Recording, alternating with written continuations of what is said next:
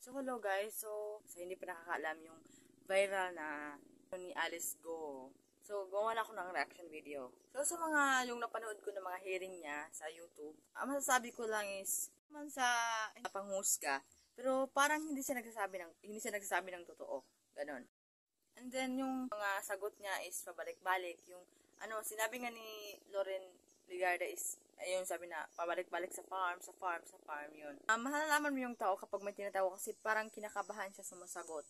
Ganon, para talagang may tinatago or meron siyang hindi pwedeng isalita. Masasabi ko lang po is yung kung wala kang tinatago or wala kang sekreto na hindi mo gustong ibubunyag is magsasabi ka ng totoo.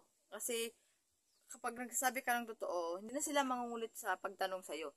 Dahil kapag hindi nila nakuha yung tamang sagot, ang tinatanong nila, tapos ang sinasagot niya ipabalik-balik. Kapag gusto mong maging malinis ang iyong pangalan or maipakita mong malinis ang iyong konsensya na wala kang tinatago is, yung magsasabi ka ng totoo, tapos yung mga tanong nila, sagutin mo lang tama. At saka, kapag may tinatanong sila na gusto nilang malaman kung ano yung buhay mo, ano yung karanasan mo nung bata ka pa, kasi sabi nga nila is, yung iba is, na si Alice Go is na amnesia or nawala ng pang-isip niya, nawala daw sa mga memory niya.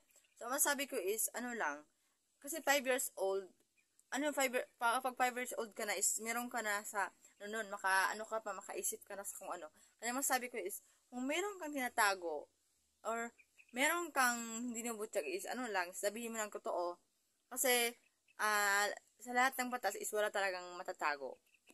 Sabi nga nila is walang sekretong hindi nabubunyag.